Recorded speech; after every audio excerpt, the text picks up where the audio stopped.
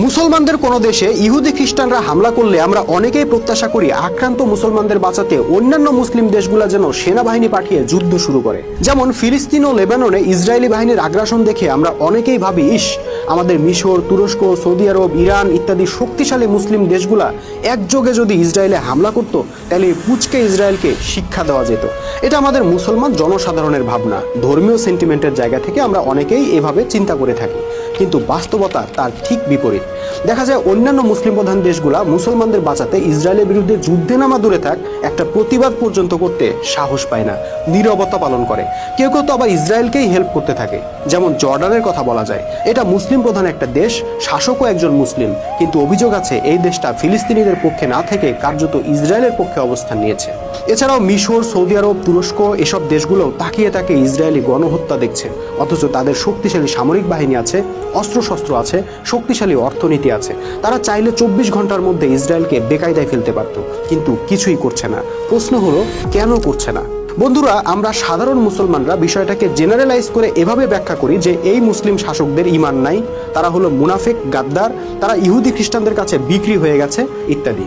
অর্থাৎ পুরো বিষয়টার জন্য আমরা কয়েকজন শাসককে দায়ী করে এই বিষয়টার মীমাংসা করে ফেলতে চাই। কিন্তু ভাইজান, শুধু কয়েকজন শাসকের দোষ দেখলে তো হবে না, নিজেদের দিকেও একবার তাকাতে হবে। এটা কিভাবে হতে পারে যে আমরা বিশ্বের 160 কোটি মুসলমান সবাই হলাম পাক্কা ইমানদার, কিন্তু আমাদের শাসকরা সবাই মুনাফিক? আসলে ঘটনা সেটা নয়। মুসলিম বিশ্বের এই পরিস্থিতির নেপথ্যে আরো গভীর কারণ আছে, যা বোঝার জন্য কিছুটা ইতিহাসের বিশ্লেষণ প্রয়োজন। আসুন সংক্ষেপে ইতিহাসের একটা পাতায় চোখ বুলিয়ে নেওয়া যাক। আল্লাহ রসুল মুহাম্মদ সাল্লাল্লাহু আলাইহি সাল্লাম সারা জীবন কষ্ট করে, খেয়ে না খেয়ে, সংগ্রাম করে, রক্ত দিয়ে একটা উম্মাহ তৈরি করে গিয়েছিলেন। সেই উম্মার প্রধান বৈশিষ্ট্য ছিল দুইটা। এক, সবসময় একজন নেতার অধীনে ঐক্যবদ্ধ থাকা। দুই, সবসময় আল্লাহর দ্বীন প্রতিষ্ঠার জেহাদ করতে থাকা। আপনি ইতিহাস পড়ে দেখেন ওই উম্মার ডিজাইনটা কেমন ছিল। তাদের একজন ইমাম ছিলেন, একটা রাষ্ট্র ছিল ও একটা বাহিনী ছিল, আর সেই বাহিনী সার্বক্ষণিক আল্লাহর দ্বীন প্রতিষ্ঠার সংগ্রামে নিয়োজিত ছিল। যেমন ধরেন হযরত উমর রাদিয়াল্লাহু আনহু এর শাসনকালের দিকে যদি তাকান, তাহলে দেখতে পাবেন তখন পুরো মুসলিম উম্মার ইমাম ছিলেন একজন, উমর রাদিয়াল্লাহু আনহু। সেই উম্মার রাষ্ট্রও ছিল একটাই এবং সেনাবাহিনীও ছিল একটাই। ওই সেনাবাহিনীতে যারা লড়াই করতো তাদের যে কাউকে আপনি যদি জিজ্ঞেস করতেন আপনারা কি চান, তারা বলতো আমাদের লজ্জা নিবারণের জন্য এক প্রস্ত কাপড় আর ক্ষুধা নিবারণের জন্য দুমুঠো খাবার ছাড়া এই দুনিয়াতে আর কিছুই চাই না। আমরা বেঁচেই আছি পৃথিবীতে ন্যায়, শান্তি ও সুবিচার প্রতিষ্ঠার সংগ্রাম চালিয়ে যাওয়ার জন্য। এই ছিল উম্মতে মুহাম্মদের আকীদা, উম্মতে মুহাম্মদীর ডিজাইন। কিন্তু রাসূল সাল্লাল্লাহু আলাইহি সাল্লামের কাছ থেকে সরাসরি ইসলাম শেখা ওই মানুষগুলো যখন একে একে দুনিয়া থেকে বিদায় নিলেন, পরবর্তী প্রজন্মগুলো মারাত্মক দুইটা ভুল করে ফেলল।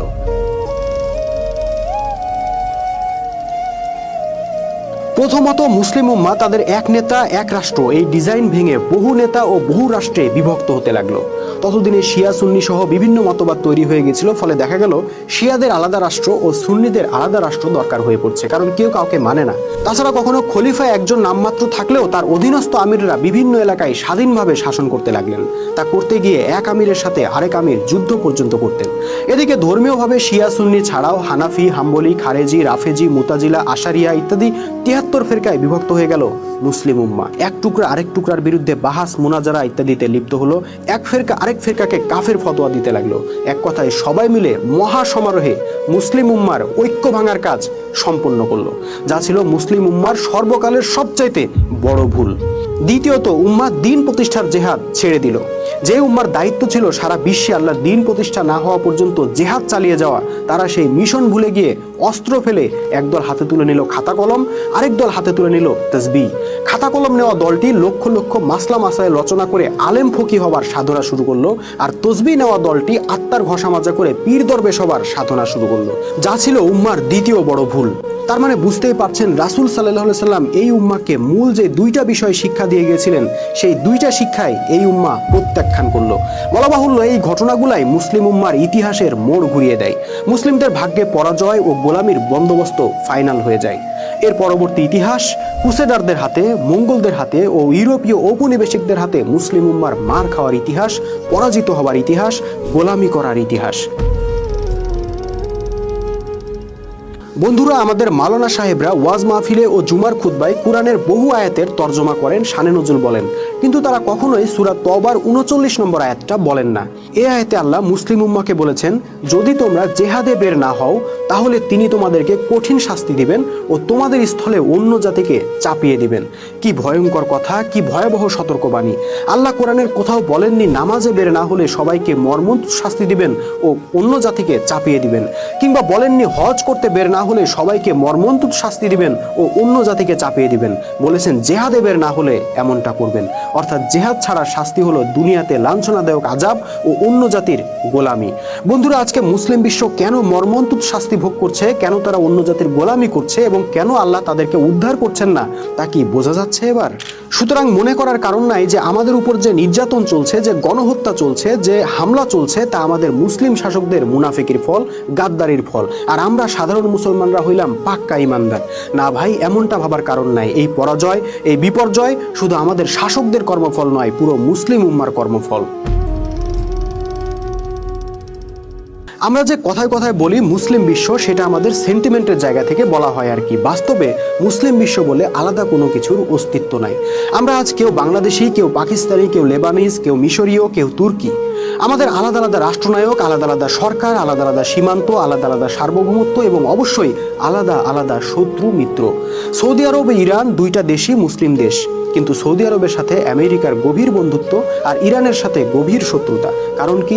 কারণ সৌদি আরবের পররাষ্ট্রনীতি ভিন্ন, ইরানের পররাষ্ট্রনীতি ভিন্ন। আপনি বলতে পারেন এই জাতিরাষ্ট্রের ধারণা তো ইসলাম সম্মত নয়, কিন্তু ভাইজান, বিশ্ব তো ইসলাম দিয়ে চলছে না, বিশ্ব তো ইসলামের না। আমরা যারা ইসলামে বিশ্বাস করি, আমরা জেহাদ ছেড়ে দেওয়ার কারণে ও ঐক্য ভেঙে ফেলার কারণে যখন দুর্বল হয়ে পড়েছিলাম, সেই সুযোগে ইউরোপীয়রা সারা বিশ্বকে দখল করেছিল, আমাদেরকেও দখল করেছিল। তারপর তারা তাদের তৈরি বিশ্ব ব্যবস্থা প্রবর্তন করেছে, তাদের তৈরি জাতিরাষ্ট্র ধারণা মোতাবেক সারা বিশ্বকে 200 টুকরায় বিভক্ত করেছে। তারা চাইলে 400 টুকরাও বিভক্ত করতে পারে এবং ইসলামের প্রত্যেকটা বিধানকে বৃদ্ধাঙ্গুলি দেখিয়ে তারা অন ইসলামিক সিস্টেম চালু করতে পারে। আমাদের কিচ্ছু করার নাই। বন্ধুরা, আমাদের কোরআনে আছে সুদ হারাম, কিন্তু তাতে ওদের কি? ওরা সুদভিত্তিক অর্থ ব্যবস্থা তৈরি করে সারা বিশ্বে প্রবর্তন করেছে। এখন আমাদেরকে সেই বিশ্ব ব্যবস্থার আন্ডারে বসবাস করতে হচ্ছে আর তাদের তৈরি সুদভিত্তিক অর্থ ব্যবস্থায় মানতে হচ্ছে। ইসলামকে তারা নির্বাসন দিয়েছে মসজিদ ও মাদ্রাসার 4 দেওয়ালের মধ্যে। ওখানে বসে আপনি যত খুশি কোরআন তেলাওয়াত করতে থাকেন, কোনো অসুবিধা নাই, কিন্তু কোরআনের বিধান দিয়ে জীবনযাপন করতে চাইলে খবর আছে। মোদ্দা কথা হলো, এই বিশ্বের সার্বভৌমত্ব এখন পশ্চিমা সভ্যতার হাতে। তাদেরই পরিকল্পনায় মুসলিম বিশ্ব এখন 50 টুকরা হয়েছে। সামনে হয়তো আরো টুকরার সংখ্যা বাড়তেই থাকবে। একটা তরমুজকে যেমন একসঙ্গে খাওয়া যায় না, আগে কেটে টুকরা টুকরা করতে হয়, তেমনি আমাদেরকেও তারা প্রথমে টুকরা টুকরা করেছে, এখন একটা একটা করে ধ্বংস করছে। Syria, Iraq, Afghanistan, Lebanon, Libya, Yemen, এই তালিকা দিন দিন বাড়তেই থাকবে। এখন চলছে ইরানের পালা। এখানে পুরো বিশ্ব ব্যবস্থা, পুরো সভ্যতায় মুসলিমদের বিরুদ্ধে অবস্থান নিয়ে আছে। আপনি মার খাবেন, মরবেন, উদ্বাস্তু হবেন, সারা বিশ্ব তাকিয়ে তাকিয়ে দেখবে আর কেউ কেউ উদ্বেগ প্রকাশ করবে। কিন্তু প্রতিরোধ করতে যাবেন, আপনার বিরুদ্ধে সবাই মিলে যৌথ সামরিক জোট গঠন করে হামলা চালাবে। কারণ বিশ্বটা ওদের, জাতিসংঘ ওদের, IMF ওদের, মানবাধিকার সংস্থা ওদের, প্রযুক্তি ও অস্ত্রপাতি ওদের, এমনকি আমাদের তেল গ্যাসের নিয়ন্ত্রণও ওদের হাতে। আমাদের কেউ নাই, কিচ্ছু নাই। আমাদের একজনই আছেন, তিনি হলেন মহান রব্বুল আলামিন, কিন্তু তার হুঁশিয়ারি আমরা শুনিনি, মানিনি। তার প্রেরিত রসুলের শিক্ষার বিপরীত কাজ চালিয়ে গেছি 1000 বছর ধরে। এখন তিনি আমাদেরকে পরিত্যাগ করেছেন, আমাদের অভিভাবকত্ব ত্যাগ করেছেন, আমাদের উপর লানত দিয়েছেন। এই লানত একমাত্র তখনই উঠবে যখন আমরা পুনরায় সেই 2টা শিক্ষাকে ধারণ করতে পারবো।